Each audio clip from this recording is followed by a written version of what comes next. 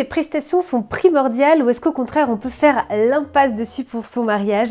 Je vous propose le même format qu'on avait fait sur tendance ou démodé, mais maintenant on va voir si ces prestations sont indispensables ou si vous pouvez les laisser de côté.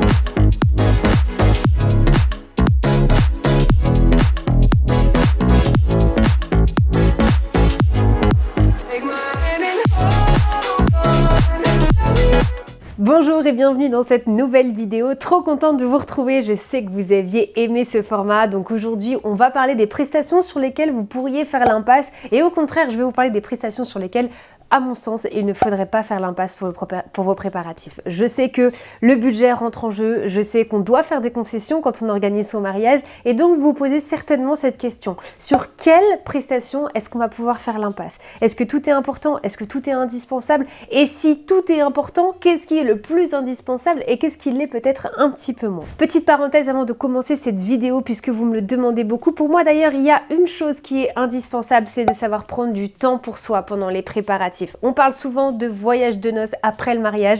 Moi, je vous encourage vivement à faire des petits week-ends, soit juste avant votre mariage, soit pendant vos préparatifs à deux pour décompresser, pour parler mariage, pour se retrouver dans votre bulle.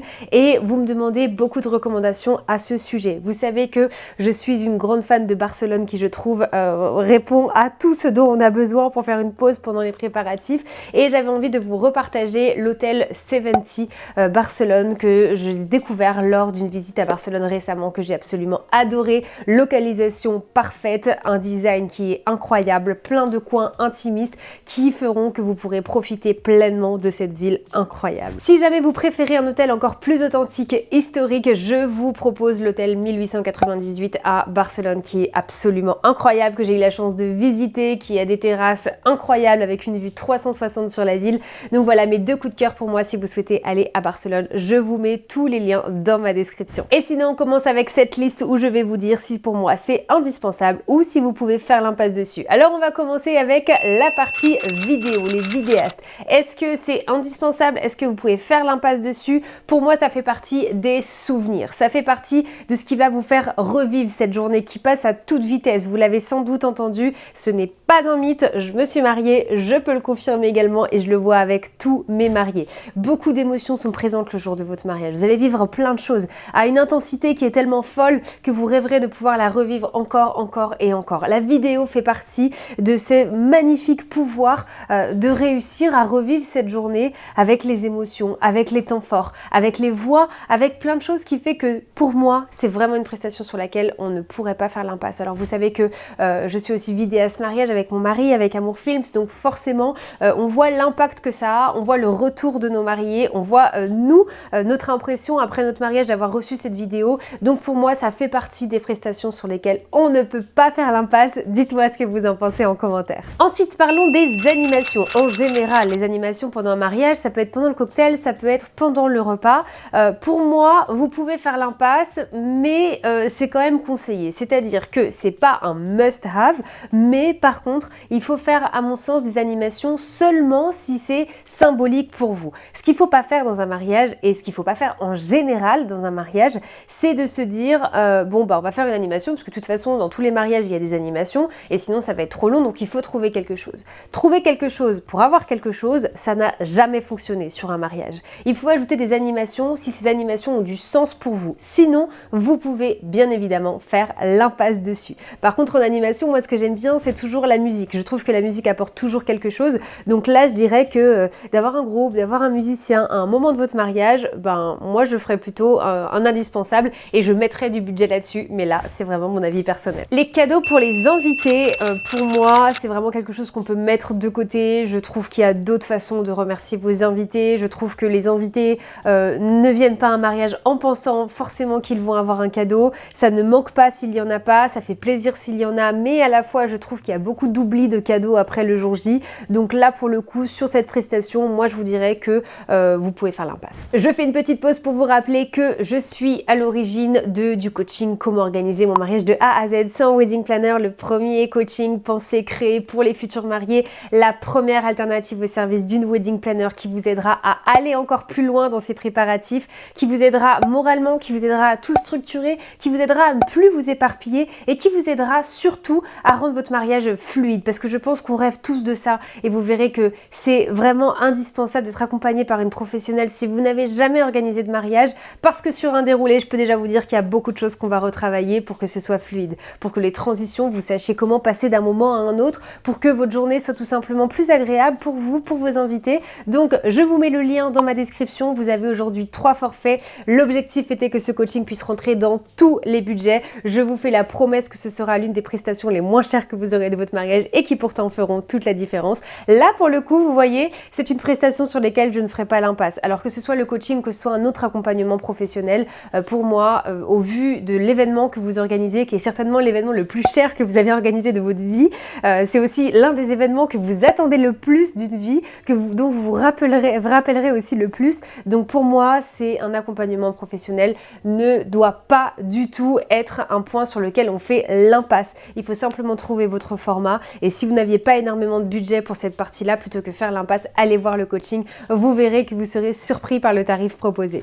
Le brunch du lendemain. On en parle beaucoup de ce brunch. Vous l'avez peut-être remarqué, j'en parle beaucoup sur Instagram également. J'en parle vraiment beaucoup avec mes mariés. Et pour le coup, moi je pense que c'est un point sur lequel il ne faudrait plus faire l'impasse parce que quand on a déjà un lieu de réception qu'on a la chance d'avoir sur un week-end, bah, c'est dommage d'en profiter qu'une journée. En plus de ça, on dit toujours qu'un mariage passe beaucoup trop vite, que voilà, en un clic, la journée est déjà terminée. Donc le fait de pouvoir avoir un brunch du lendemain permet de finir votre mariage sur une autre note, avec peut-être les personnes les plus proches, donc un événement un peu plus intimiste aussi, qui vous permet de profiter des lieux et qui vous permet de ne pas redescendre d'un coup. C'est terrible pour les mariés de se dire, bon bah ok, le jour J est fini, on va se coucher, puis c'est fini, il n'y a plus rien. Ça vous permet de redescendre un peu, de reparler avec tout le monde, de passer un super moment convivial, beaucoup plus simple aussi, mais moi je ne ferai pas l'impasse sur cette prestation. Dites-moi ce que vous en pensez. Le livre d'or. Là pour le coup, je vais vous dire qu'on peut faire l'impasse parce qu'aujourd'hui il y a plein d'alternatives qui sont sympas. En général, on peut faire l'impasse dessus parce que là aussi, proposer un livre d'or alors qu'on sait qu'on va avoir tous les mêmes messages qui vont être félicitations, on vous souhaite le meilleur dans cette nouvelle vie. Bon, est-ce que c'est vraiment le souvenir que vous avez envie d'avoir? Est-ce que c'est une obligation? Non, à moins que ce soit important pour vous. Dès qu'il y a quelque chose qui est important pour vous, il faut que vous le fassiez pour votre mariage. Par contre, si vous vous posez la question, moi je vous dirais que c'est un des points sur lesquels on peut faire l'impasse parce qu'aujourd'hui il y a aussi beaucoup d'alternatives. Dites-moi d'ailleurs si vous aimeriez qu'on en parle un peu de ces alternatives dans une autre vidéo, peut-être ce serait avec plaisir. Une coiffeuse et maquilleuse professionnelle. Vous ne savez pas le nombre de fois que mes mariés me disent bon bah de toute façon je me maquille pas beaucoup, donc pour mon mariage peut-être que je vais me maquiller toute seule ou la coiffure ce sera vite fait, je vais me faire simplement un wavy et ce sera ok. Faites attention, c'est facile de le faire aujourd'hui. Moi je peux me faire un wavy aujourd'hui, je peux me maquiller aujourd'hui, je sais un petit peu le faire, donc aucun souci. Par contre vous vous rendez pas compte que l'émotion que vous avez aujourd'hui, qui est une journée plutôt normale, en tout cas vous voyez pour moi, ce ne sera pas le cas le jour J. Vous avez trop d'émotions, trop de stress, trop de plein de choses et en fait quelque chose de facile devient des fois quelque chose qui est impossible. Donc vous pensez que vous allez pouvoir vous coiffer, votre wavy il sera parfait comme vous le faites normalement, que votre maquillage il sera très bien, mais il suffit qu'il y ait un petit quelque chose qui fasse que finalement vous n'y arrivez pas, ça pourrait vous engendrer énormément de stress, donc ne faites pas l'impasse dessus. À savoir en plus de ça qu'une maquilleuse professionnelle ne maquillera pas la mariée comme elle maquillera les invités, il y a toute une préparation de la peau, des bons produits pour que ça tienne, etc. Donc voilà, pour moi c'est des prestations sur lesquelles ne faites pas l'impasse, ne vous lancez pas dans votre maquillage ou votre coiffure pour votre mariage parce que c'est quitte ou double et donc si tout va bien c'est très bien, mais s'il y a du stress et que vous n'y arrivez pas, j'ai pas envie que vous viviez ça le jour de votre mariage. Un DJ, gros point aussi, je sais que quand on doit faire des concessions par rapport au budget, le DJ on se dit bon, en fait la musique on va peut-être pouvoir la gérer, on va peut-être pouvoir se faire une playlist. Non, je ne vous conseille pas, c'est vraiment pour une prestation qui est importante, qui est technique aussi, qui demande de la logistique sur une cérémonie, une entrée, on peut pas couper la musique comme ça. Un DJ c'est quelqu'un qui sait driver aussi la soirée, hein, donc quand il va y avoir beaucoup d'ambiance c'est top, quand l'ambiance redescend il sait sur quel style de musique il faudrait repartir pour relancer la soirée, enfin c'est vraiment une prestation qui est complète et je trouve que ça a tellement d'importance pour votre ambiance que je ne ferai pas l'impasse sur la prestation DJ. Alors il y a des moments sur lesquels à la limite on pourrait faire l'impasse, ça aussi on pourra en reparler dans une autre vidéo si jamais ça vous plaît, mais sur la prestation globale du DJ, s'il vous plaît, ne faites pas l'impasse quand c'est possible. Voilà pour cette liste que j'avais envie de reprendre avec vous sur pour moi les prestations que vous devez absolument avoir pour votre mariage, d'autres sur lesquelles vous pouvez un petit peu faire l'impasse. Dites-moi ce que vous en pensez, est-ce que vous avez été d'accord avec moi? Est-ce qu'il y a des points sur lesquels vous pensez différemment? Je serais super curieuse de le voir en commentaire. Si vous avez plus de questions sur d'autres points, d'autres prestations que vous voulez mon avis, vous pouvez également me le mettre en commentaire et ce sera avec un immense plaisir. Je vous rappelle que toutes les informations en ce qui concerne le coaching sont maintenant en ligne. Vous pourrez voir tout ce qui vous apporte, donc je vous mets le lien dans ma description. Sinon, un immense merci de m'avoir suivi jusque-là. Si vous m'écoutez encore, c'est sans doute que vous avez aimé la vidéo. Donc n'hésitez pas à liker cette vidéo pour soutenir et aider cette chaîne, qu'elle puisse encore grandir. Encore un grand merci et moi je vous dis à la semaine prochaine pour une prochaine vidéo.